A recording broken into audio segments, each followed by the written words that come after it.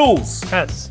it's been 7 years since The Last of Us Part 1. The Last of Us Part 2 is here. It is finally here, but does it live up to the predecessor that is a masterpiece? We've played it, we're reviewing it, but Dools, just roll the intro!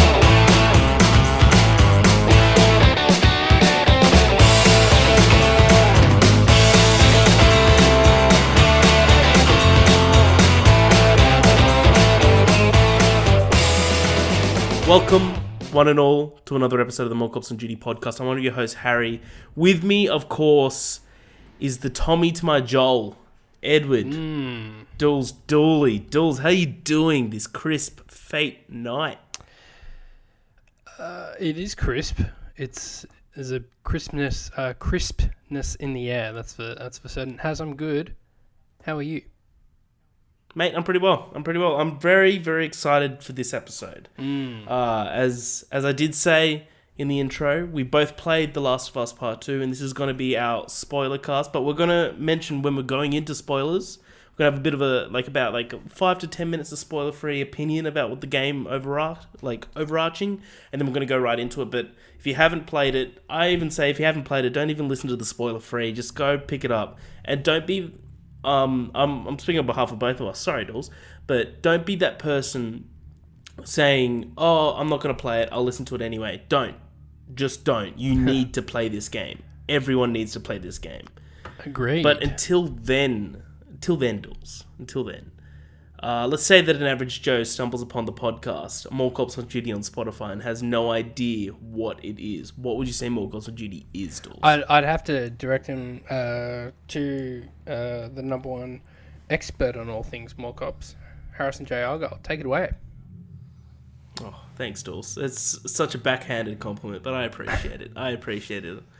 More Cops on Duty is internet's number one film, game, and TV podcast. We post twice a week, Wednesday for your Prime show, Friday for your review discussion show, such as today. You can find us on all your favourite streaming services, in particular Spotify, Podbean, Apple Podcast, YouTube, all your favourite socials, whenever Dools decides to post. Dools, how was that? That's good. I should post soon. I'll post about this one, I imagine. You'll post about this one, yeah. Mate. You post when you feel like it. Like you're the social media extraordinaire. And there's also been some baffling news stories of late that just are dying for the real deal treatment. So I'm sure I'll get that back up and running soon. For sure, Dools. But I reckon we just get into it. Let's do it. We've been waiting for this game for 7 years. The original game came out in June 2013. I remember playing it for the first time. I remember everything about that first playthrough. It was incredible. I remember finishing the semester at university, last exam of the semester. I finished it, went to EB Games, picked it up, or JB, and picked it up, went home and started around 5 p.m. Wasn't thinking it was going to be anything more than a great game. Like, I thought it was just going to be another Uncharted sort of game. But then, I think it was around 2 a.m. where I was just like, all right, I'm about to finish. And Joel falls onto the post and gets impaled, and it's the end of the university stage. And wow, you played up to there in one sitting. Wow. Yeah, and Ellie's shaking him awake, being like, you need to tell me what to do. And it goes black, and it goes winter. And it starts off, and it's like, you're playing as Ellie. And I'm like, I can't stop now. And I finished it all in one sitting, and it took me till 5 a.m. Yeah. Wow. And that's the best gaming experience I've ever had. So for one, I was incredibly excited for Last of Us Part 2. It's my most anticipated game of all time. I'll share my thoughts, but I want to say, Dools, what did you feel leading up to this game? This is, of course, spoiler-free. Yeah, so we did a spoiler cast on the first game a couple of weeks back, and I love it. I think I agree that it's a 10 out of 10 with all the people that awarded it those scores at the time. The PS4 version is also much better. It plays a lot better. But yeah, I maybe don't have that level of affinity for it that you do, but I still love it, love the characters. And so, yeah, I was really looking forward to this. and this was top of my list for most anticipated and all of that. And yeah, I mean, it's just it was always going to be an incredibly monumentally difficult task to live up to the first one. Not even just to to follow up on what was such a special story for a game that set the standard for narratives in games. And then, you know, I mean, we although that we typically kind of expect sequels to falter in some way or another, be it in films, TV, or games, we were like, well, if anyone can up the ante, if anyone can actually one-up the original, it's these guys, it's Naughty Dog. And I think we'll have this discussion throughout the podcast, but I think you can make the argument that it's maybe a better game and it has a better story. I'd be on that argument. I finished it a couple of nights ago at 1 a.m. I think you were still up. We were discussing it for about 20 minutes before we both went to bed. And I was like, right now, it's my favorite game of all time. Yeah, so I'm still on that boat.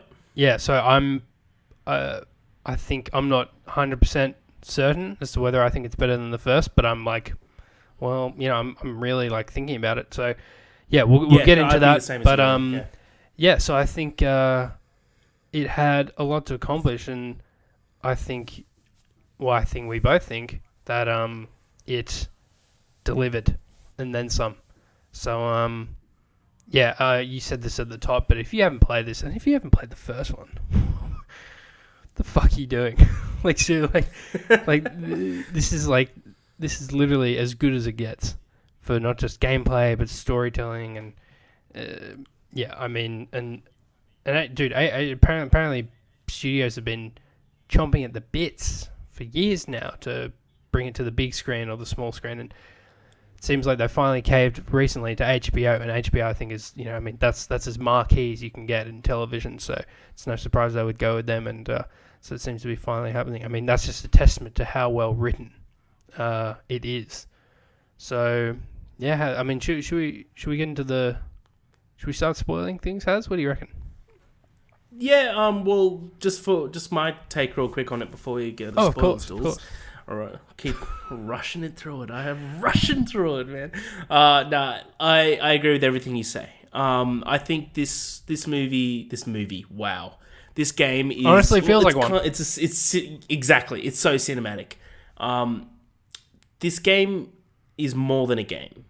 It sounds cliche and pretentious, but it's an experience. And it's not something that's comfortable or fun for that nature, but it's something that's like weirdly beautiful. Sorry, Haz, but would you say it's the Schindler's List of video games? No, like straight up, I see what that journalist is talking about. Like how a medium is being consumed and makes you feel uncomfortable. Yeah. This is exactly what that's the point he was trying to make, and that's the point that we agree with. I think you're on the same page as me. But this game, Dools, is something truly special. Like, truly special. This is an absolute peak of storytelling arcs, and this is the most bold game I've ever played, most bold story I've ever come across. And I think that it should just be celebrated as much. And I saw a good tweet, actually, if I could bring it up. So I mean, it's being likened to The Last Jedi in the sense that, you know, it wasn't afraid to kind of tear down expectations and be subversive in interesting and unique ways. The big difference being, and we disagree here, I think, but is that The Last of Us 2 succeeds big time and they pull it off in doing so, whereas the other does not. It falls flat and it just comes off as you know, just kind of like pretentious and, you know, going in the opposite direction for the sake of going in the opposite direction. So I think, they make some really bold decisions, which we'll unpack, of course. And, you know, like I said in a previous episode, if I had read like a story outline or just in dot point form what this game would be, I'd have been like, are you fucking kidding? They've ruined it. They've ruined The Last of Us.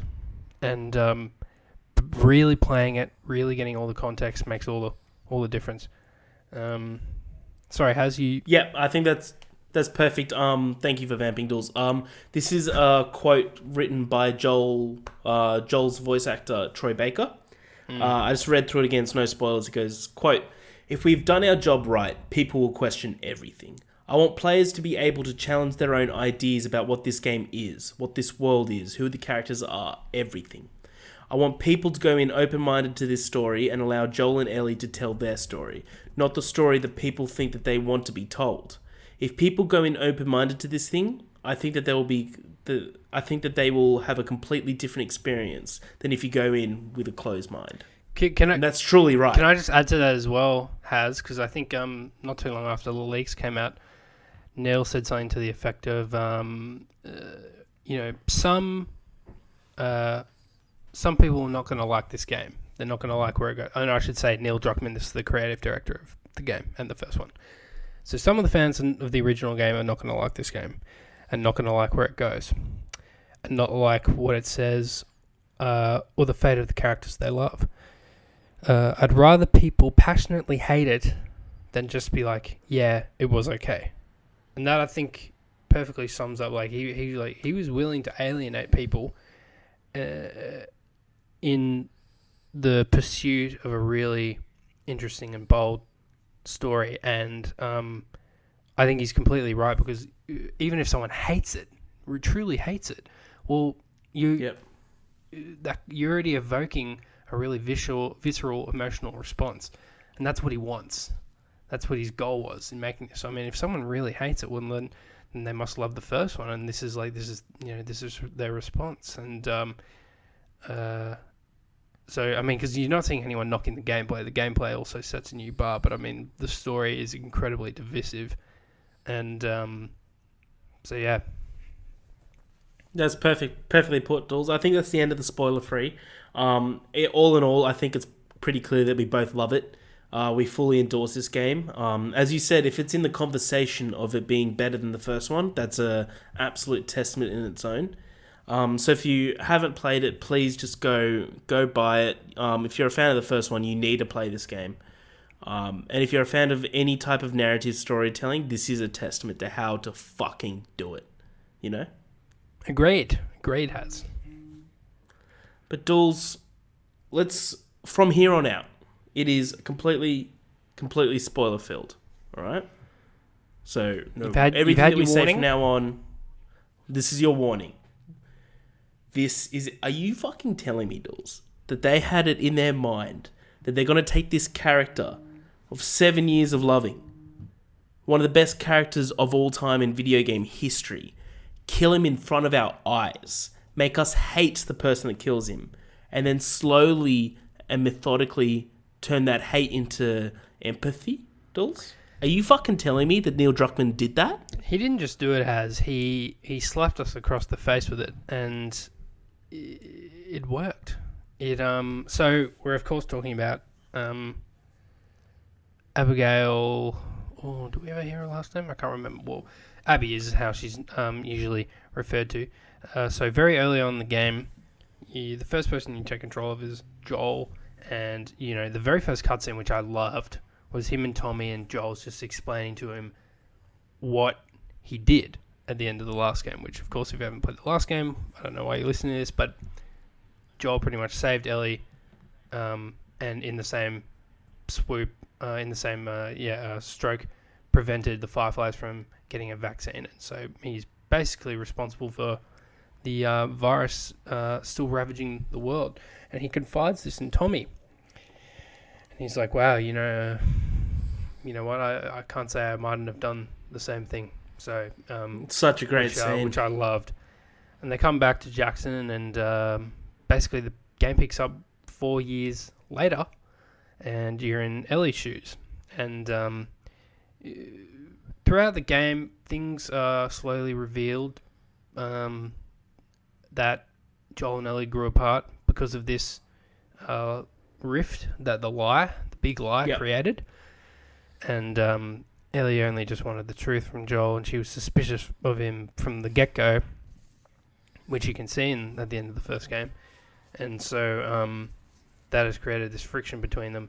And then just as we're not entirely sure, at least at the start of the game, where what their standing is, but you could tell it was distant though. Yeah, you could tell it was friction. Yeah, because and so, but just when Ellie, just when things are reconnecting between the two of them, she's the chance to make amends, the chance to kind of rebuild that burnt bridge is ripped away from her because enter Abby, who turns out to be, and this was an interesting twist. I mean, and the more I think about it, I think it would have been even cooler if it was like Marlene's offspring or something. That would have been really cool. But this was equally as effective. I like that it was. I like that it was someone random, and it was like it was. Oh, he wasn't necessarily that random, you had but yeah, to kill. But like it was a character that you had to personally kill. Yep. Because it's Marlene, it's someone in a cutscene, right? In the first game, you actively killed. That's true. The Doctor. That's true. Yeah, because That's even if you go towards him and like try to punch him or something, I think you just automatically use your scalpel and kill him, apparently, which I didn't know you could do, which is pretty cool. But so we're talking about the head surgeon that was going to perform the operation that would have extracted the cordyceps from Ellie's brain and thereby allowing them to reverse engineer a vaccine.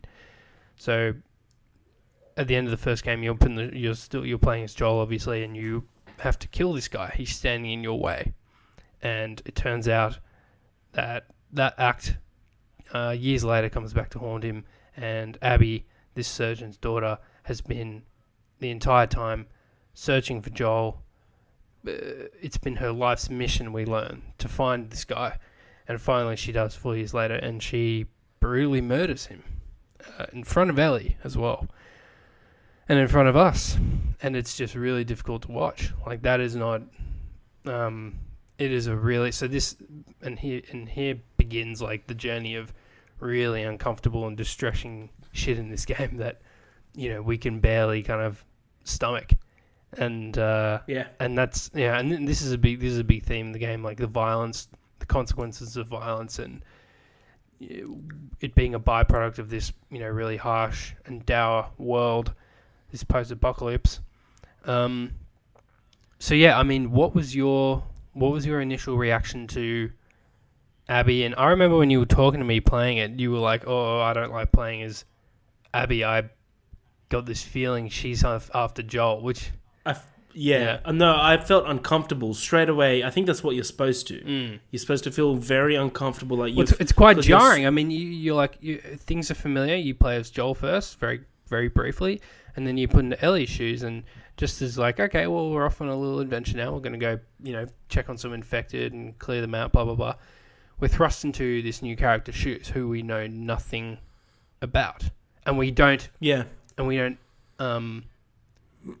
we don't get into her shoes again for another, depending on how long it takes someone, 10 to 15 hours. So, yeah, it's really quite jarring to be at first... to switch over to her character at first. So yeah, so your thoughts on Abby? Yeah, sorry. Like as I was messaging you, and because you were a couple of hours in front of me, and I was like, I already feel so uncomfortable in these shoes. Like, because as you said, we start off with Joel, and there's that absolute gorgeous horse ride where you've got the guitar and you've got riding along towards Jackson. That was beautiful, by the way. And then you go into Ellie's shoes and you start on the mission with Ellie and Dina, but it seems super lighthearted, and it seems like she's finally getting some happiness in her life, like that she deserves, and it's this character that we love.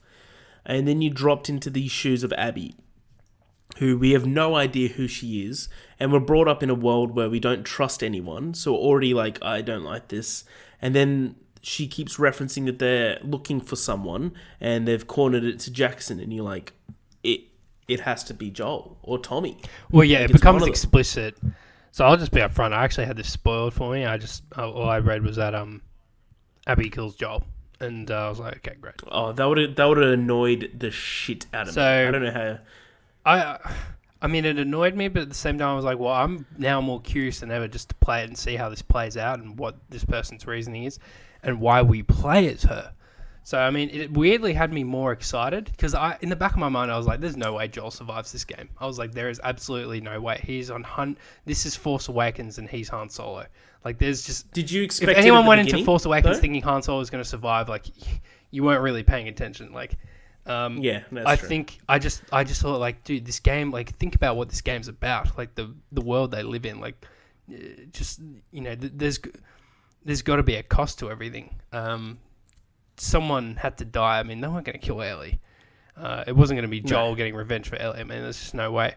And I was always a little thrown off by, like, what we're supposed to believe Ellie's going on this rampant thing because of her girlfriend. I mean, maybe, but I don't know. Like, so yeah, they market it perfectly. They did. They did. The different scenes. They even filmed a scene with Troy as Joel, where it's just like, you think I'd let you do this on your own? Yeah. And that wasn't even Joel. Like, it's genius. So I mean, had I just read Joel dies, I'd be like, oh, okay, that's annoying, but you know, that's very expected. But it was also that, like, I knew who did it, so I was like, oh, but no, it really didn't impact my experience at all, honestly. Although I did. That's what I definitely didn't see it coming that early. That actually shocked me. Yes, so exactly. Sorry to cut you off. That the Kind of Funny did their spoiler cast, and Greg Miller had it spoiled for him. Someone tweeted him a picture of Joel's dead, like Joel's face bashed in. Oh, I would have hated that. I would have hated seeing a picture and of it. Over it,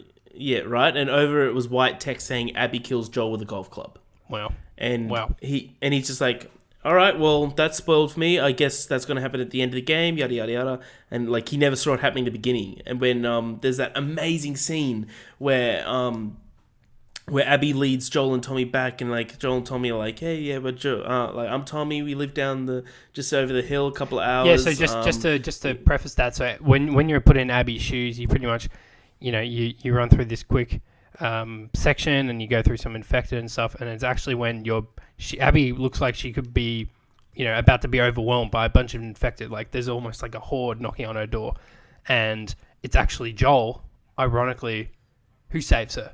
Joel and Tommy.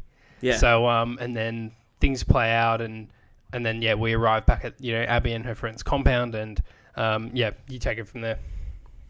Yeah, and Tommy's like, I'm Tommy, and this is my brother. We live down the road a couple of hours. We've got a town, you know, electricity, food, water, supplies. He's like, you want my social security number? yeah,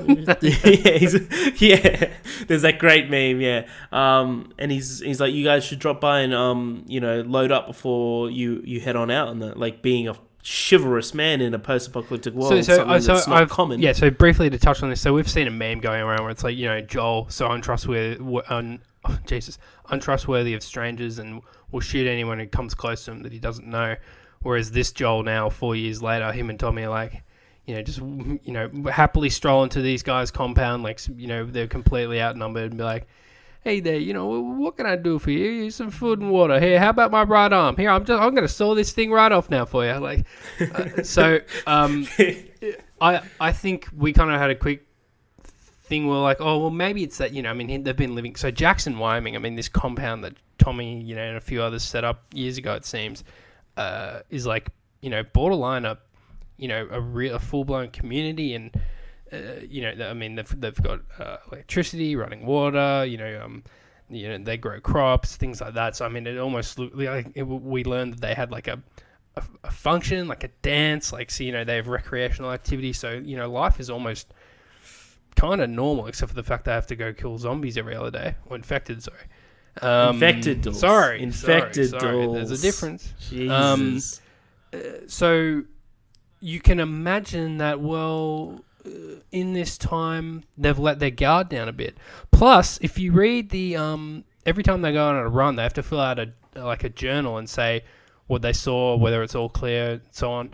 And in some of the old ones, you can actually see Joel's like, well, you know, I found this family, they were cornered by clickers, took them back, we'll bring them back, blah, blah, blah.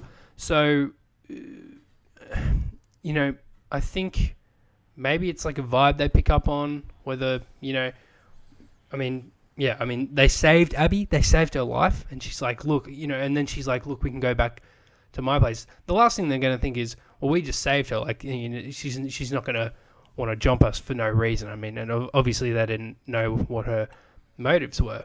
So I don't know. I think that can be forgiven. That Yeah, no.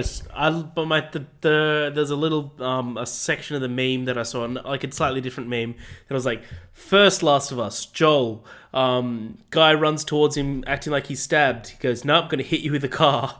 Last of Us Part 2, outnumbered by random strangers. Yeah, here's where I live. Here's my social security number. Do you want anything else? Here's my daughter. Everything. Oh man, it is funny, but yeah. So they get in there, and Tommy's like, "Yeah, we live down the road, a couple of hours. Stop by if you want to, load up before you head on out." And they're like, "Thank you." He goes, "Yeah, I'm Tommy, and this is my brother." And Joel's like, "And I'm Joel."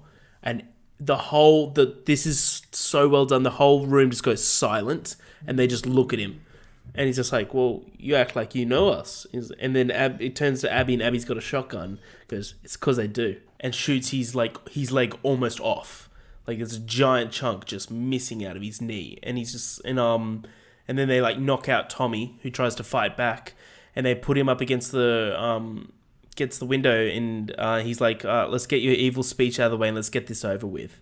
And she gets out a golf club and goes, "You don't get to make this quick."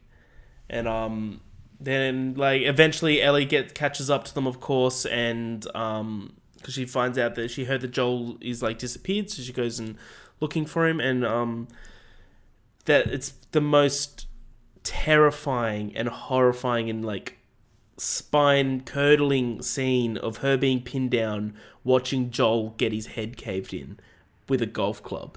It is something that I don't think I'll ever forget. But it's so bold and so perfect that it will just elicit such anger from you, because this is a character that you love. This is a character that all gamers love, that like has created this amazing relationship with Ellie, and has done through so much. He's this father figure, this surrogate father figure, and we just see him brutally murdered. I mean, it's not like an off-screen death or anything, or it's not like I don't know. I mean, it's up there with one of the worst ways to see this kind of character go out. I mean, it's just, and seeing his bloodied face is just ingrained in my mind, which is great. But no, I think it was just the way it was executed. Pardon the pun. Was definitely designed to evoke a lot of hatred, just immediate hatred for this character, and just be like, and just have no idea, be intensely curious as to why she's done this, but at the same time be like, holy shit, this bitch has to die. So exactly. Yeah, I mean, and because we're all Ellie in that moment, where we feel helpless, we're screaming at her like, don't you do this, and yeah, I mean, it's just it's rough. It is rough. Yeah, 100%. And that is like we're not going to go through the whole story point by point because that'll take 30 hours. But from there, Ellie's on a blind rampage story, a revenge story, sorry, which I'm all in. Like, I'm all in because I feel it. And that's what I think Neil went for. He's like, he would have gone into that boardroom and been like, we're going to kill Joel. But we're not just going to kill Joel. We're going to pin down Ellie and bash his head in front of the viewer, in front of Ellie, in front of the world. And it's going to elicit not only revenge into Ellie, but it's going to elicit revenge into the player. And there was times where Ellie kept, like, she's on this blind revenge story, right?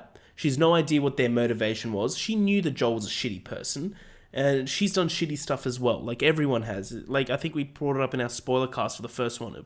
If you live in this world, you would have had to done shitty stuff. That's it, right? So she doesn't know the motivations of these people, but she's on this blind revenge tale, which I'm all in for the most part. But it kept being like, well, we should touch on Ellie and Dina for a sec, actually. But there was a lot of times where I started questioning Ellie, being like, why are you doing this? You can be so happy right now. If you literally just like let this go, because if you just take a second to think about why they did X, Y, and Z, you could be so happy with Dina. But that's what we should touch on. What do you think of Dina? Yeah, Dina, played by Shannon Woodward, who I've seen her before in Westworld. I think plays Elsie in season 1 of Westworld. Was great. Loved her character. I think she's a great kind of... just trying to think of that word. I mean, she's just someone who I think Ellie, played by... Ashley Johnson. Ashley Johnson. They bounce so well off each other, and they've got great chemistry and all that. So, it's very believable relationship. So, and it's not like they were romantically involved. I mean, we only see them become romantically involved pretty much when you begin the game, but it's also they've been very close friends. You imagine, I think, almost since Ellie arrived at Jackson. I mean, at least that's kind of the gist. Yeah, well, she was in the... we'll touch on the museum scene, but she was referenced in the museum scene. That was 2 years before that as well. So, like, I think it's very apt to what you say, that she's probably been around for the whole time that Ellie's been there. Yeah, so... and she would obviously have a small stake in it as well. Like, she would have known Joel quite well, and she would have looked up to Joel. So... yeah, they both set out, and yeah, I mean, her character was great. I think, I think in those quiet moments, she provided a bit of, I guess it's levity, just and kind of calming Ellie down. But I mean, she knew how much this meant to her. So had Dina kind of pushed her to, I don't know, kind of squash this lust for revenge, maybe she could have been successful in doing so, but she didn't encourage it, but she was like, look, I'm here for you, like, I'm not going to let you do this on your own. You're clearly set on doing this, so someone's got to watch you back. And so she comes with her, and I thought she was a great addition. I think Druckmann's great at writing characters, and also credit to, I think it's Haley Gross, who mostly does TV writing, but joined Druckmann on this, and I think definitely would have been instrumental in fleshing out these relationships and characters. So, yeah, what do you think of Dina? I think the best compliment for the character of Dina is I bought it. I bought the relationship between Ellie and her. I bought that Ellie had this mad, affection for her, but she didn't she's got else. That's what makes Ellie such a good character. She has so many insecurities about her that she didn't she didn't read into it, didn't want to read into it, but I believed it, and I believe why Dina followed her onto the trail. But that's what kept me being frustrated with Ellie. I'm just just turn back. This is not worth it. This is really you've got a chance with Dina. You got a chance. And well, she didn't. And then you didn't want her to kill Abby. You were saying the opposite all the way through. Now on the other side, of course that was I was I'll kill Abby, but then Dina almost gets killed so many times, and then especially when we find out that Dina's pregnant, I'm like, okay, turn back. I'm like, that's when I really thought it. I'm like, and she's like, I'm going to go to this hospital by myself. I'm like, dude, just turn back. Even though that hospital scene was so satisfying, just turn back. But that's what Druckmann, I think, wants you to do. He wants you to fight Ellie's intentions majority of the way, because if you hate Abby still at that point.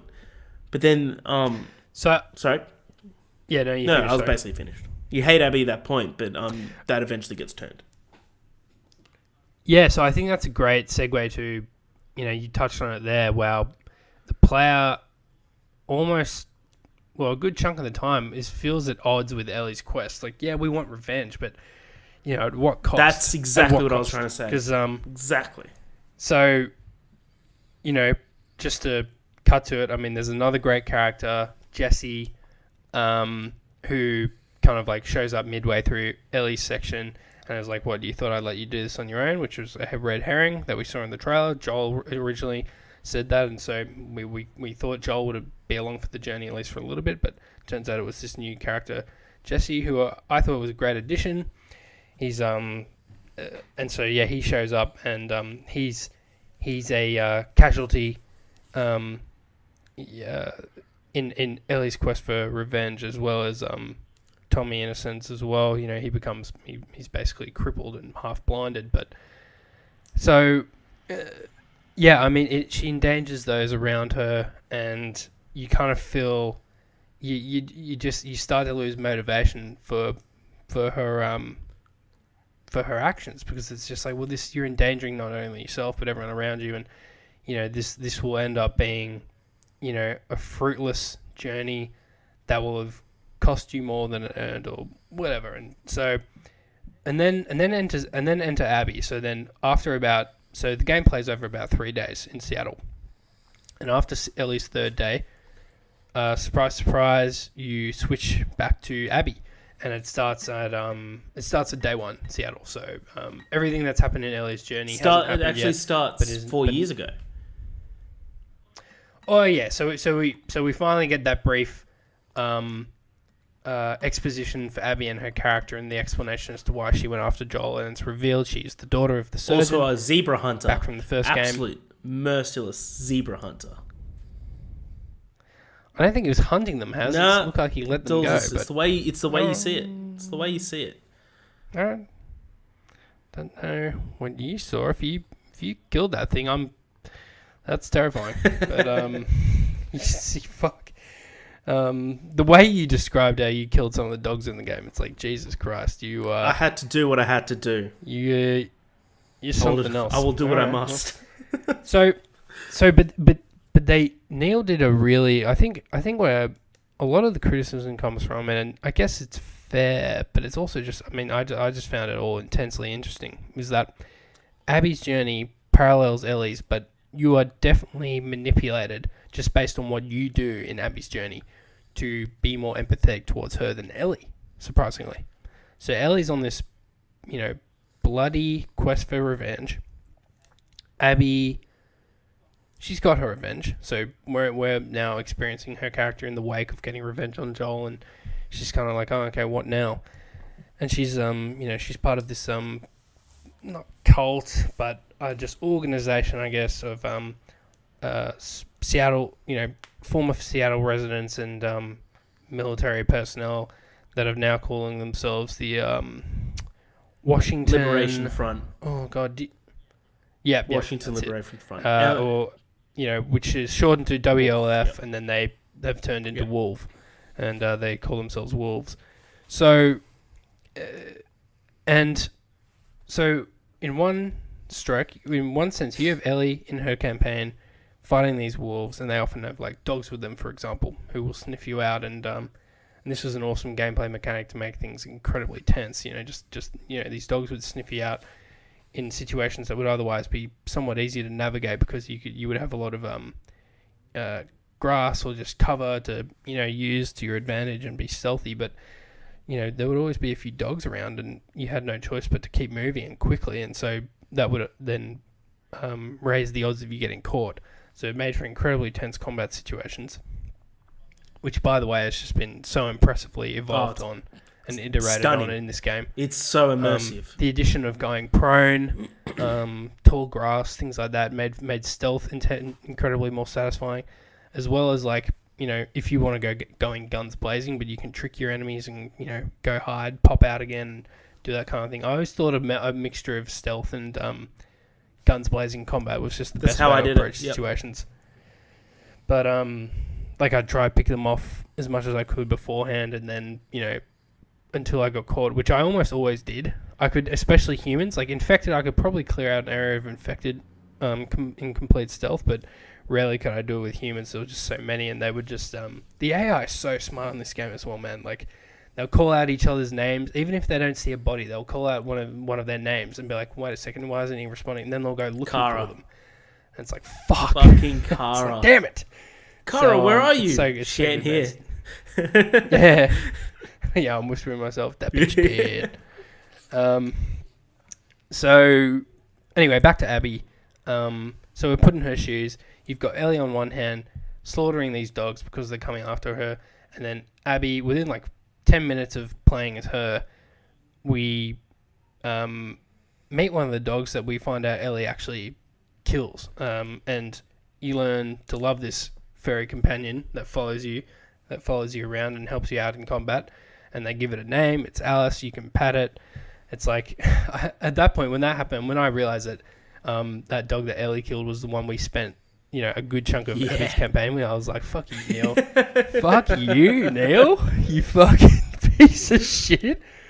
Like, I was like, that is fucking cruel as hell, man. So you've got a good chunk of it is also Abby saving these kids who are scars or Seraphites, which is this religious cult, and that's a whole other. I love the Seraphites. They're my favorite. I think the first encounter. They're my with favorite them, of the entire game. First encounter with them in the tall grass, and you're just this arrow comes out of nowhere and gets you, and things are quiet for a bit. You pull out this arrow, you kind of just slinking around, and you're like, oh fuck, what do I do? Like, this is a new enemy. Okay, you got to figure out how to approach this. They're walking around with their torches and their bows and arrows, and no one's speaking. There's complete silence, and then all of a sudden, you move or maybe you make a sound, and then you'll hear one of them whistle to the other one. You're like, what? What's going on? And then you start to realize, wait a second, they use whistles to communicate with each other, and it was so eerie and unsettling, man. I fucking loved it. I thought it was the coolest thing ever. Fighting the scars was a really novel part of the game. Anyway, back to Abby again. A big part of her campaign was helping these kids out, these former scars who were running from them for reasons we don't quite know yet. And, of course you're going to be empathetic with helping these kids, one of which looks barely 10. So, I mean, there was definitely a lot of manipulation on Neil's part to make you more empathetic and sympathetic to Abby's mission here, Abby's cause. And so, it really made, similarly to the first game where you discover that Joel is made out to be a bit of a villain in the end. Well, he's the guy that stopped the vaccine from happening. Now, Ellie, she's the person who, killed all these dogs and killed all these people, killed a pregnant woman. Yep. To, all in the name of revenge. Like, she's lost her way. Like, what's happened to poor little Ellie? What's happened to cute little Ellie? What have you done to her? and then you've got Abby on the other hand, who's helping out kids, playing with dogs, and there was definitely a lot of emotional manipulation on that end. What did you think about those parallels? And did they stick out to you at the time and when you were playing? Yeah, or it's only really in reflecting that I'm realizing how different their campaigns were and how I think Neil was trying to frame them. Yeah, well, as characters itself, Abby and Ellie are very much parallel. In terms of their journey and stuff of through the world, they're both in terms of revenge and stuff. It's parallel. But as I saw it with the end, and we'll talk about the end, of course, is that I loved that Ellie stopped. She had that moment and she stopped. She could have killed Abby and she stopped because she knew that there was no.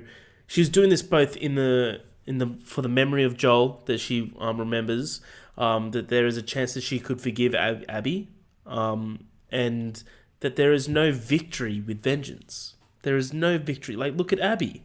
She did it. She killed Joel. She made it her life mission to find and kill Joel. She made and what did she get nothing. From it? It broke her at the end of it. Her life was annihilated after it. In the wake of that, she had Ellie come after her. All her friends died. She was forced to leave the Wolves, the only family she'd ever known since her dad passed. Clearly, revenge did not work out for her. Exactly, and her whole physique was made to show her dedication towards this. She dedicated her entire life to finding and kill Joel, that she became a killing machine. And that event that actually corrupted her relationship with Owen, which would have been an amazing relationship. Obviously, they both love each other. That she had to take her dedication towards revenge over Owen. And that's why I think that they've obviously made her physique look so huge, because she's trained herself to be a killing machine. She's made to kill. I fucking love Abby. I to a point where I'm I think Abby's story is better than Ellie's story in this whole fucking game. Well, I think it's. I mean, it's hard. Yeah, it's hard to argue with that, just because I mean, even though I still love it, as characters, and like that, like that's not what I'm saying. Like, because Ellie, of course, has been fleshed out so much, and we love her, and of course, we would never ever want something harmful to happen to Ellie. Absolutely. But in terms of the characters in this but that's game, what I'm saying. Like, you can't help but sympathize more with Abby's missions, just because of how much more. I mean, how much more just and noble they are. I mean, she's she's escaping from this religious cult, which seemed far more insidious and evil, I guess, than the wolves do. Although they do humanize the Seraphites as well through various artifacts you can pick up and scripts and things like that. Notes of the like. We even learned that it seems like Isaac, even the head of the wolves, played by Jeffrey Wright. Awesome character. Incredible. Awesome character. Really cool, really cool character. I love that we didn't see too much of him. Just made him that more Do you reckon he'll come back? It's a shame. No, he's dead. Did he die? Yeah, I even saw an article saying like, Last of Us Part 3, what could happen? And they bring up Isaac, and I'm like, well, you obviously missed this thing. So when you're Abby, when you're getting to the theater, at the end of day 3, if you go into the room where the radio is, if you linger long enough and listen to the radio, you can hear the wolves talking, and one of them goes, "Oh shit, Isaac's dead. What do we do?" Blah blah blah, and it's just like, well, I don't know, like, let's fucking leave. And so it's confirmed that Yara's shot was fatal, which is awesome. I think that makes Yara's sacrifice a bit more absolutely as well. So I loved that scene, by the way. That scene, it's oh shit, dude, and that's so brutal. Then seeing her get shot up as well after shooting Isaac. Yeah, we'll get to that though. Yeah. Oh well, yeah, we'll definitely have to touch on Yara and Liv in that section. 100%. 100%. So it's just. Yeah, I mean, I think from the get-go with Abby, you're designed to be more empathetic to her, and look, it's pretty manipulative, but that's how Neil told the story, and I just can't help but respect it. It's like I ended up not hating Joel's killer. I hate that it happened. Yeah, that's a perfect way to phrase it. But I can't really... I hate that it happened. I can't really hate but Joel's I don't killer. hate Abby. Like, it's incredible thing to say that the person that you love the last 7 years since Last of Us came out, Joel, one of the best game characters of all time, and he gets murdered in front of you, and by the end of Last of Us Part 2, you don't hate the killer. You actually, not that you agree with it, because I don't agree with what she did. Exactly why I didn't want to kill Abby at the end of Ellie's story. Like, I would have, if there was an option, either to drown her or not drown her, I would have not drowned her. And you don't agree with what she did, but you understand why she did it. I think that is a fucking testament to storytelling in an app. Like, it's so bold and done so perfectly. Don't you reckon? Yeah, I just, like I said at the top, had I read this in like dot point form or like a brief outline on what he was going to do with the story, I'd be like, this is not the way to go, man. Like, what, to put us in the shoes of Joel's killer and to force us to empathize with this person? I mean, Jesus, man, that's terrible. But the context is honestly everything, and just really playing it. This is a near 30-hour game. If you're pretty OCD and meticulous in our playthrough, like we kind of are.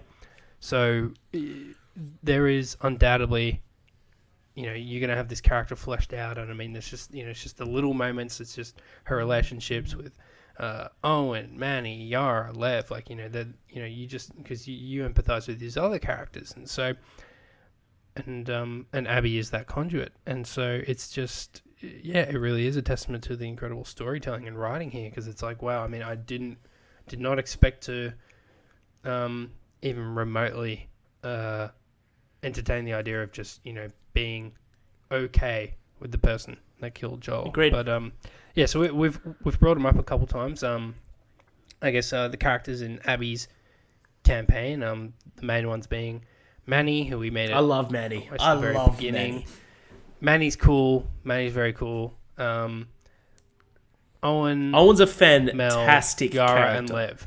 Fantastic. Owen, yeah. So Owen actually from the get-go I didn't mind. I liked, because it was hard to forget that in the moment he saved Ellie.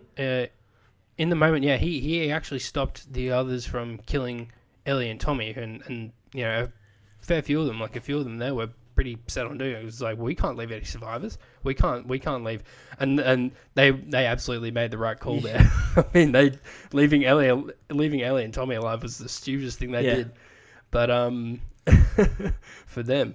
So but he in that moment stepped aside and, you know, saved them, and it came back to bite them in the ass. I mean, we know that Ellie kills both him and Mel, but and Tommy gets a few of them as well. But so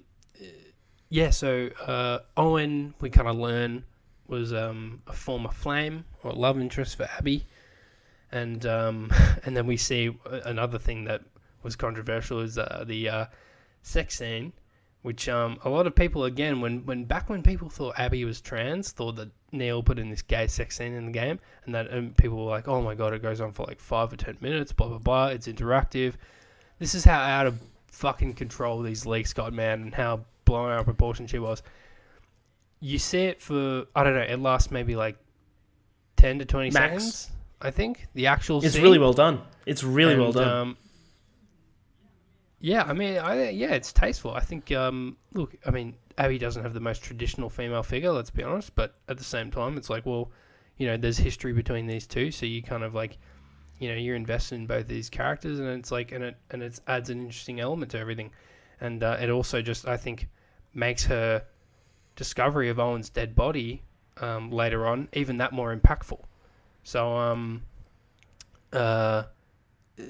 yeah, I mean, yeah. Well, how did you view Abby and Owen's relationship? I loved it. I've said this before in this review, that I believed it. They set it up perfectly with the flashbacks to her 4 years ago with the dad and everything like that. I believed it, and it makes the story of vengeance just even more, terrible and like victoryless. Like, there's the song that keeps being played. I can't remember the name of the song, but the song that keeps being played is "If I Ever Lost You, I'd Surely Lose Myself."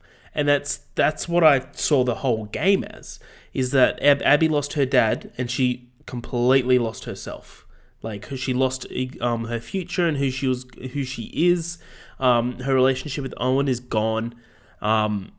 And that's what was leading with Ellie, which we'll get to the end shortly, I'm sure. But I'm glad Ellie didn't succeed in vengeance, because she would have lost herself, and it would have been just such a dark ending towards an amazing character. I loved Owen. I loved that relationship. I especially loved that he claimed an aquarium. Shout out to the aquarium, Dools. The aquarium was amazing. It was so fun. That was that was like, so there were rumors that the game might have like a hub world, and it kind of did, but didn't really. Like, so I mean, the theater and the aquarium, Ellie and Abby's hub worlds respectively, were like these little bases that they each had and that they would return to after missions, kind of thing. But I mean, the game is a pretty linear experience and kind of funnels you towards these places, and it's not like you can return willingly or willy-nilly and kind of, go and upgrade your stuff and whatever. They were just kind of like touchstones for the story. And I think the aquarium was really cool. And the old theater was cool as well, especially when you have. I knew there was gonna be a combat scenario there in the theater, because like you know when something's designed for combat, like when that like backstage area. There's all this cover and stuff, and like the little crawl spaces. I'm like, oh yeah, something's definitely gonna happen here later. It's a death zone, is what I call them. I just didn't know we'd be playing as Abby. Yeah, that felt weird. That felt bad. Okay, so I reckon we quickly talk about Yara and Lev, and then maybe we can start talking about the tail end of the game. Abby versus of Ellie. Course, yeah. Do you want to take it? Yeah. So like I mentioned earlier, a big part of Abby's campaign is saving these two scars from other scars themselves. Turned out to be these two kids, Yara and Lev, who are brothers and sister. Well, I guess, a brother and sister. I immediately love these two guys. Love these two characters. They were just great characters.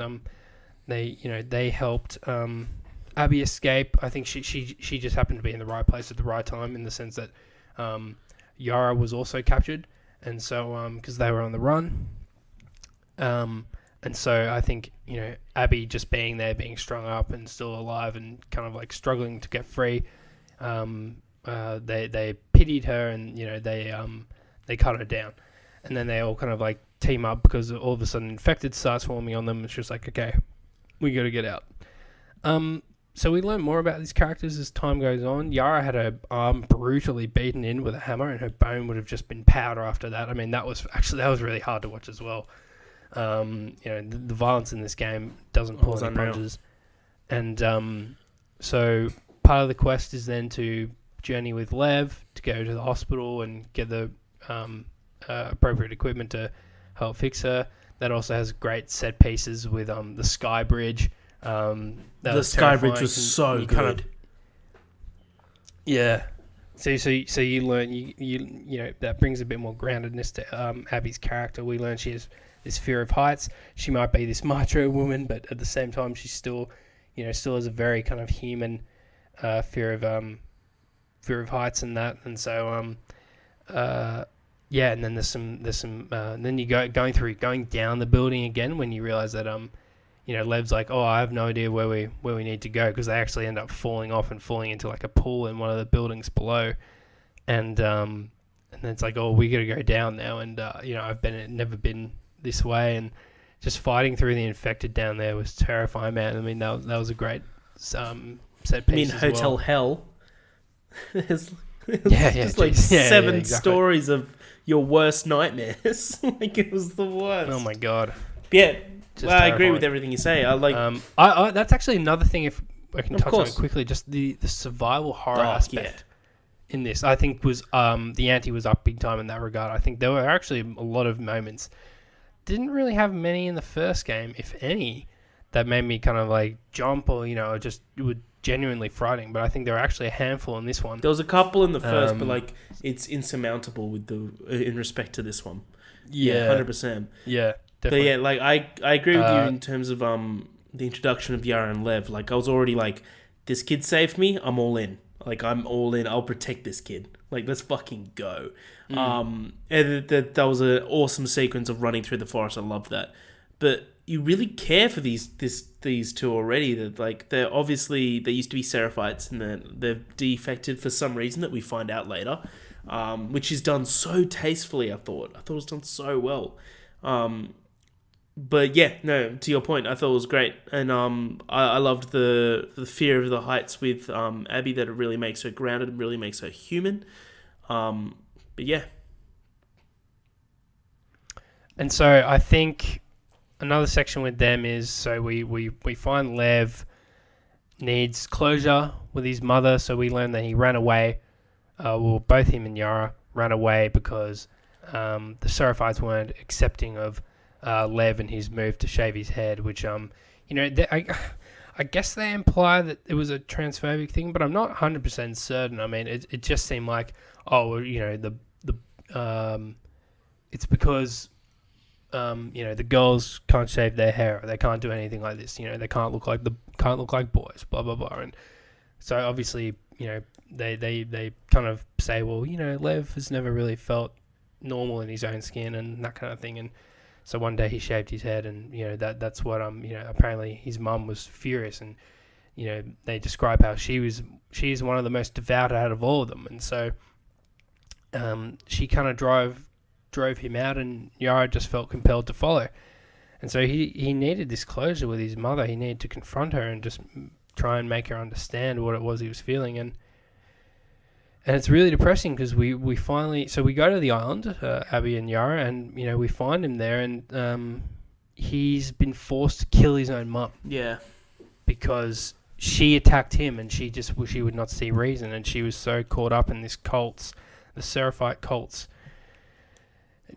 doctrine that she refused to accept her own child. And it's really depressing, man. I think I just felt so incredibly bad for Lev. And then later on, bro, like there was just this moment.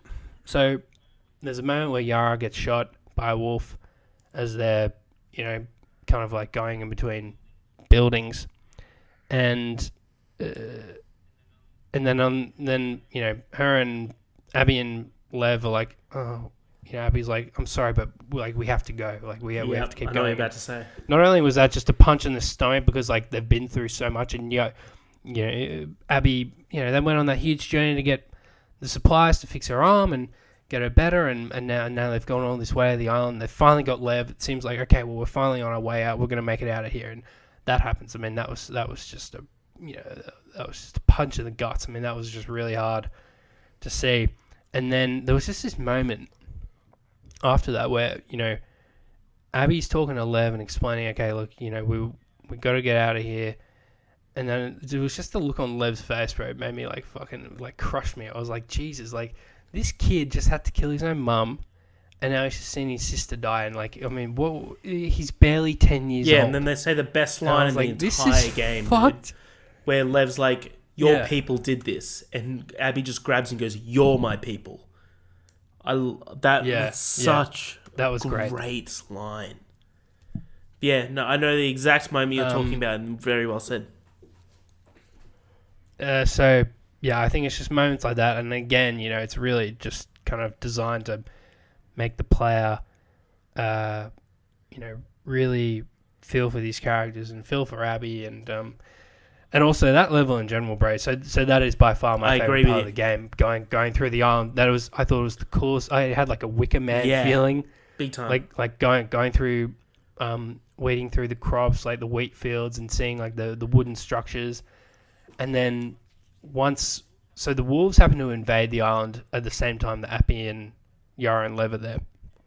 And we see, like, on the horizon, the capital, so to speak, of the Seraphite Island that they call Haven, just ablaze, completely on fire. And it's one of the most stunning things, man. Yeah. And then there's a set piece towards the end when you're escaping the island. You're escaping on horseback, and there are wolves and Seraphites fighting each other, all on every side, and then just everywhere, just buildings burning, and just, I mean, it's one of the most stunning things I've ever seen. I mean, and we should also say I think this is easily PS4's best looking. Yeah, it's up there with Red Dead 2 and God of War, easily. The facial animations, which are next level. Apparently, I was seeing stuff about other devs and people saying like, just like animating that kiss alone is like groundbreaking stuff and unbelievable. And like the way fabrics kind of like come off characters, or like just like, and like the rope physics, things like that. I mean, it's not just groundbreaking in storytelling and gameplay, but in technologically speaking, like it breaks new ground. I mean, this is why like Naughty Dog, bro. No one does it like Naughty Dog. Like it's really exceptional. Yeah, no, I agree with you. That's me. No, I agree with you, but like I think. Well, do you want to touch on the ending?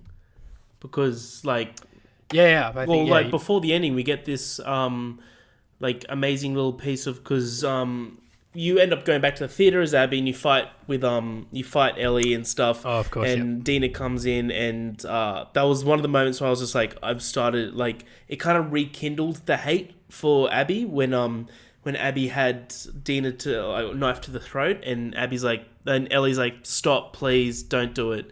She had nothing to do with this. She's pregnant. And Abby goes, good. And you're like, oh, whoa. Oh, dude, I thought it was gonna happen. Yeah, I was just like, no. Yeah, I was just like, and I kind of hate Abby again. I was like, whoa, what's going on? But it was a good way to bring Ellie back onto your side, But Lev that absolutely saved Dina and Abby. Yeah. Dina and Ellie. Absolutely. Yeah. And even Abby as well. Like, she wouldn't have forgiven herself for that. And you get this amazing fucking little passage at the farm a couple years later. Or it would have been like a year later, actually, wouldn't it? Because that's how old JJ was. We get to meet JJ, Dina's baby, Dina and Jesse's baby. Oh yeah, I didn't even really think about that, but I guess it would have been 2 years, maybe. I don't know. He mightn't have been a whole year old. Maybe he could have been 5-6 months old. Yeah. Let's say 1.5 years to be safe, because it would have been early on in the pregnancy. But like they're on this farm, and it seems like Ellie finally has a chance to be happy, And I started this level at like 1 a.m. And, or maybe a bit early. Well, it doesn't matter. I stayed really late at night. And I just been playing for about 5-6 hours. And she gets JJ and she goes, sits on the tractor and just looks at the sunset for like 30 seconds. And you have to like press a button or move to like gorgeous sunset, to like move away from the sunset or stop that little like moment. But I didn't. Like I was there for like 2 minutes and I was crying. I was like, she's gone through. Has that sunset look like real life sunsets? She's gone through so because what was in my head was like she's gone through so much shit, and this is her chance to have a family, to be happy finally and be peaceful. Like it ruined me. That's that one bit, and then like, but it was also done in such a. And then Uncle Tommy shows up. Yeah, well, it's done in such a good way that like the whole farm was bathed in like this warm and happy sunlight, except for the barn, which was where she had the flashbacks and everything. And you could tell it was right there. I was like, she's not over it. She hasn't got closure. She needs to do something about this. And then, yeah, with Tommy and everything, Tommy's like absolute, like he's gone. Like his life now is like corrupt with vengeance. Like there's no coming back for Tommy. He lost Maria, of course. She said that we're having a little bit of a break. Yeah, that was a shame. Like he's gone. Like his life is done. Like he sees nothing but red. I fucking loved the farm bit. I think that like other than the Haven in terms of gameplay and stuff is my favorite, but in terms of like emotion, the farm bit is by far my favorite part of the game. What do you think? Yeah, I agree. I think just getting that preview of the life Ellie could have and did have was just all the more brutal, because then we see it ripped away from her because that creeping lust for revenge came back and she couldn't ignore it. I mean, she was basically had PTSD from Joel's death, and you know his memory was haunting her, and she believed that the only way she could effectively remedy that was by finally killing Abby. I mean, in her mind, she didn't know that wasn't what she needed at the time, but she did convince herself. Yeah, she didn't have closure on it. I have to do this, otherwise I'm not going to be. And she thought she was doing it as a favor to Dina and JJ, named after Joel and Jesse. And so perfect. And not Joel Jr. has, you fucking son of a bitch. That would have been awesome though, Joel. You're only forgetting his father. Jesus Christ. So yeah, I think you're right. I think that was an incredibly impactful moment, emotionally powerful moment in the game, and that's why it made the Santa Barbara chapter, which followed, all the more uncomfortable and almost unenjoyable, because I was like, I'm not really with you on this one, Ellie. I'm not really motivated. Exactly. I'm just like, you should have you had it good. You had it good. She had the moment to be happy, and she had everything around her, but you could see emotionally that she couldn't. Like she said, she goes, I can't sleep, I can't eat. She goes, like did you read her diary, or during the farm level? I did pretty often. I think what are you where she's just like, I had a whole day and I almost didn't think about Seattle. It was almost great. Stuff like that. Oh yeah, like she went she went hunting with JJ or something, or she did something with JJ, and yeah, she was at peace and she almost forgot for a bit, and whereas like this has still plagued her and she needs closure. So I was like, I understand why she's doing it. I don't agree with it. It's very selfish at the end of the day, but it's just what it is. But yeah, we can get into the ending that like we go to Santa Barbara and Abby's been taken by these guys that use people for slaves, basically. To like the Rattlers, which sound like they were a former fucking skating group or something. Punk rock band. Welcome to the stage, the Rattlers. Which is like you pointed out. I didn't know this was played by the two guys were played by Travis Willingham and Logic. I thought that was awesome. Yeah, that's so random. I mean, not Travis Willingham. He's in fucking everything. But Logic. Yeah, Logic's a weird one, but that's pretty cool. So yeah, Ellie interrogates these dudes, finds out Abby's been taken by them. They're at their stronghold, the Rattler stronghold, which is like some fucking beach Yeah, resort, and they're all like these board short wearing fucking hunters, so to speak. And finally, I thought it was interesting. It's just like, because I was thinking throughout the game, like, it's so easy to headshot these guys. In the first game, like, you know, after a while, it would be pretty common to see some enemies with helmets, and so and even some infected helmets, which I thought was cool. And there wasn't much of that in this until that very last level, where a fair few of them were just walking around with helmets, and so that kind of brought back, you know, that made it a tad more difficult to get those sneaky headshots.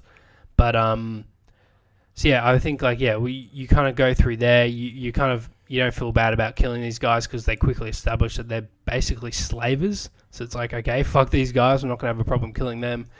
And then yeah, we find Abby and Lev strung up to like these fucking I don't know, these wooden posts, which you imagine is specifically placed so that when it's high tide, you know, these people are drowned. And so you know, at least that's what I understood. And so it was just like this incredibly barbaric form of torture, stringing them up there and leaving them for this you know, just like this really torturous, slow death. So yeah, and then we come into the ending and the final confrontation between Abby and Ellie. How did you feel going into that? I mean, did you feel that, you know, before everything went down? I mean, were you prepared to kill Abby? Were you going to be okay with that? I mean, or were you kind of thinking like, oh, I don't know if this is? What were you thinking? I was the same as you. I was like, I felt uncomfortable that she like let it go, like for everyone around you, for like JJ to grow up with two parents, like let it go. There is more pressing matters at the moment, but I get why. They're like, she can't sleep, she can't eat. Like, this has plagued her life and she needs closure. She needs to understand if killing Abby will fix her. And in that last moment, she gets the memory of Joel and figures out, like, you know, I was...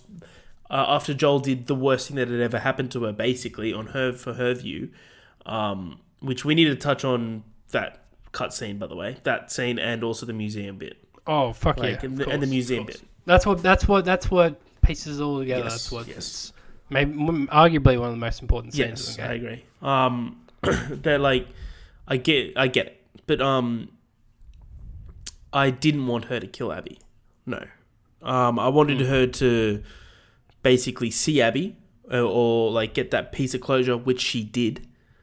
But she's still broken. Like, there's still a hole in her that's never gonna be filled, and that's what this whole kind of story is. The story all revolves around the song that's been sung again and again, is, if I were ever to lose you, I'd surely lose myself.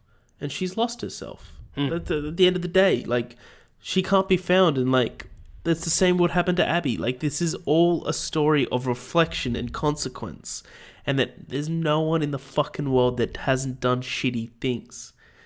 But yeah, I felt that last fight was so uncomfortable. But it was meant to be. But I'm kind of glad. Yeah, I think because So I think, like you said, when she's, you know, when she's come so close to drowning Abby, to killing her, and she has that flash of Joel with the guitar, and it was finally a good memory of Joel, and I think instead of the one that she'd been left with, which was when she last saw him, and, you know, just in the position that he was, having his head caved in. And then she was like, well, it doesn't have to be that way. You know, I can remember the good times. I can remember the good parts. And so you touched on it before, that scene that we get at the very end of the game, which ties it all together and which fucking destroyed me. Just destroyed me, which is... So it's the night before, you know,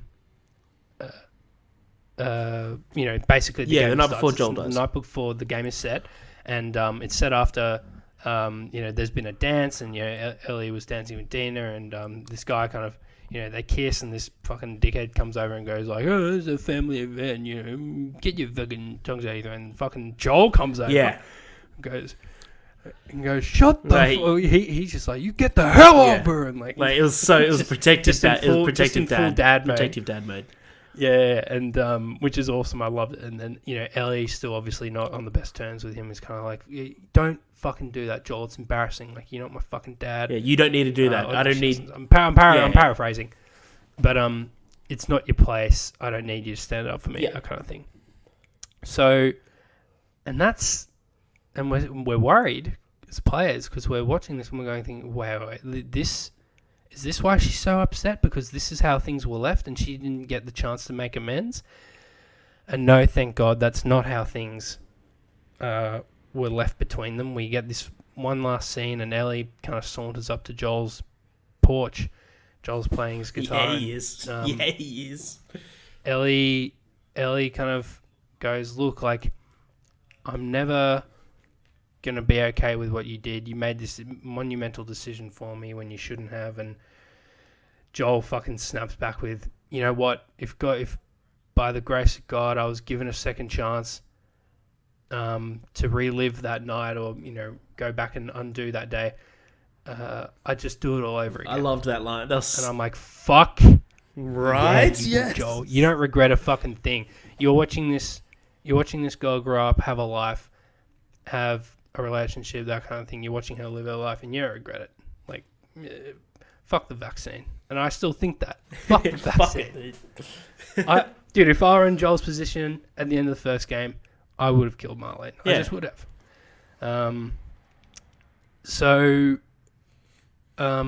And Ellie kind of goes, well, look, I don't think I'll be able to forgive you, but I do want to try.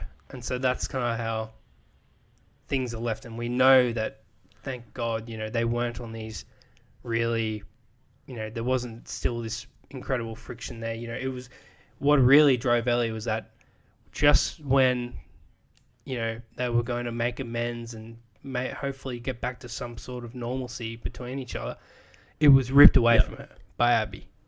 And so this hatred brewed in her, and she and so it's of course understandable. I mean, so I think that scene was beautiful and very much needed, because I mean it was just concerning to not have more closure there, and thankfully we got it. Yeah. Well, so how do you find that? You said it. I think you said it perfectly. Literally, like, it was so beautifully done that it wasn't just like, I forgive you, okay. No, it wasn't. It was realistic. It's like, I can't forgive you, but I'm willing to try.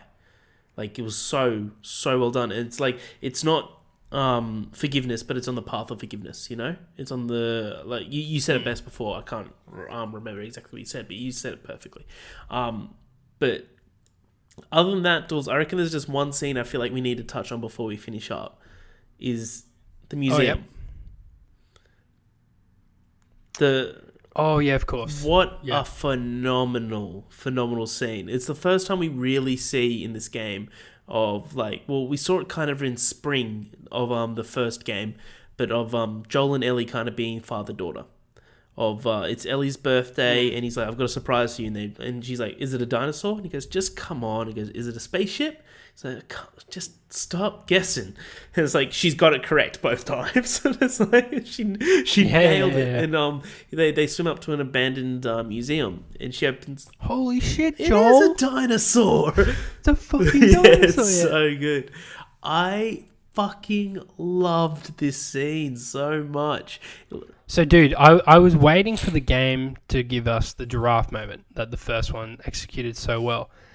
And I don't know, man. I'm thinking about it. I'm going back and forth. But I think this was like multiple giraffe moments rolled into one section. Like the part where they jump in the spaceship together and he gives her the tape. I was like, oh, this is fucking... It's a callback to the first game.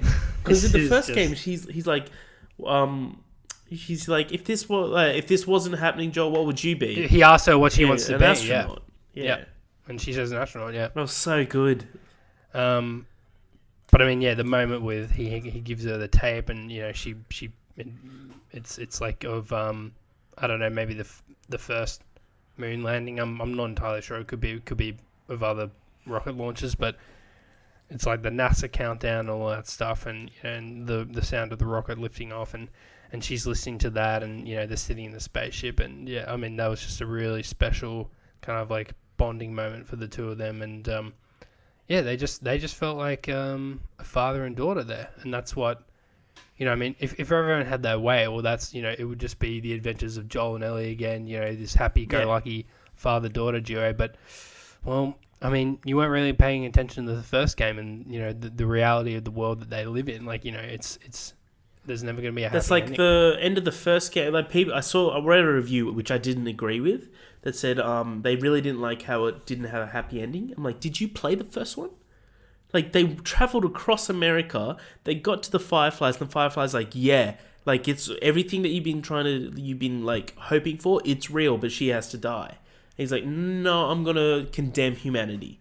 And kills the last doctor that like had the chance to save, or like to create a vaccine, and just to save Ellie, and then lies to her face knowingly. Like we all know, lies to her face, and the game ends on the word "okay." Same as this one, where she's like, I can't forgive you, but I at least want to try. And he goes, all right then, and then she goes, okay. And it's like, and it ends like that. I was like, oh, it's a good little same sort of thing. But Perfect. there's no such thing as a happy ending in this fucking world, and I'm totally all for that.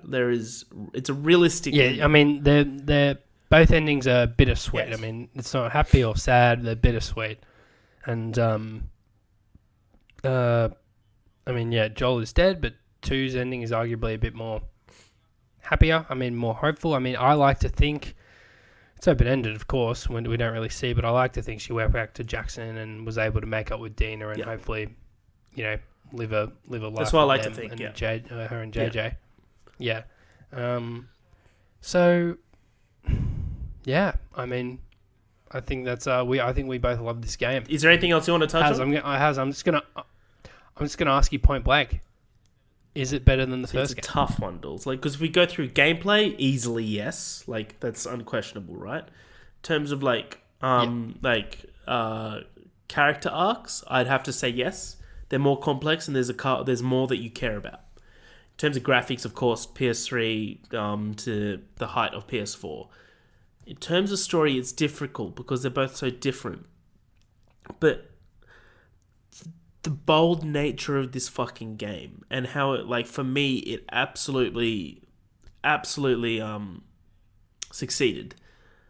I'm not 100% confident in this answer, but for right now, if a gun was put to my head, I'd say yes. So, look, I really love the character of Joel. I think still not over his death. I will never be over his death. Probably never will be.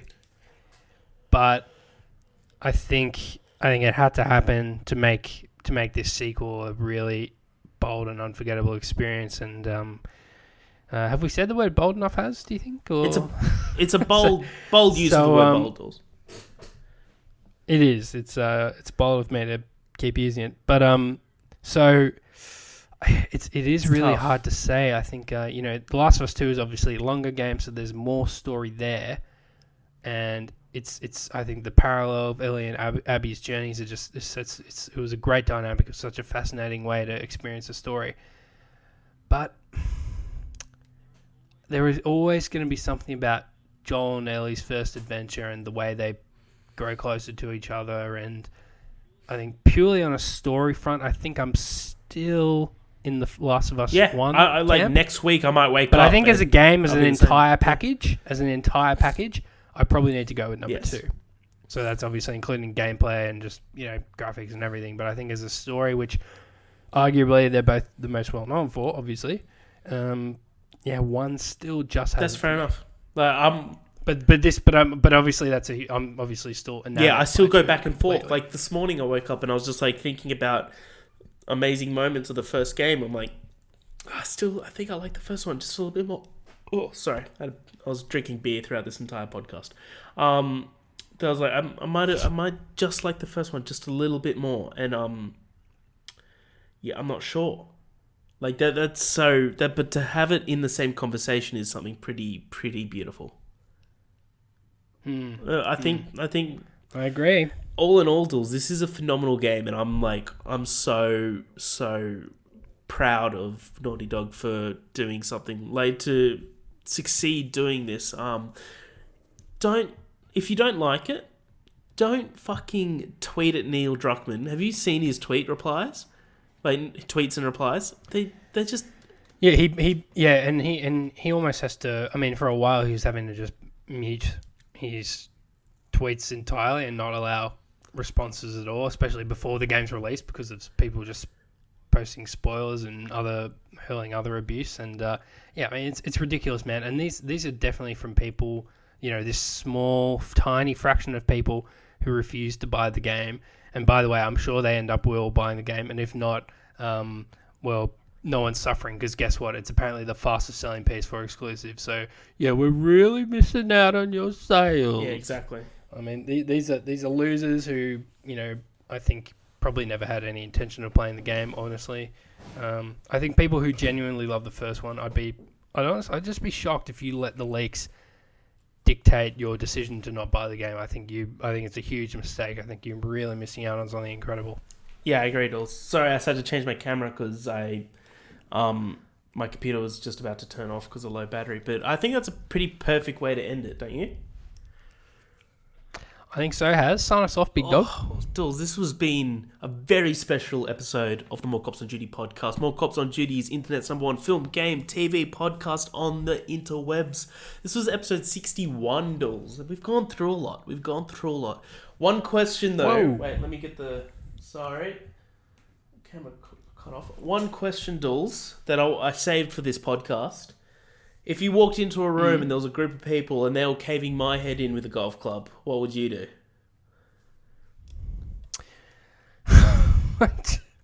What do you do now? And on that...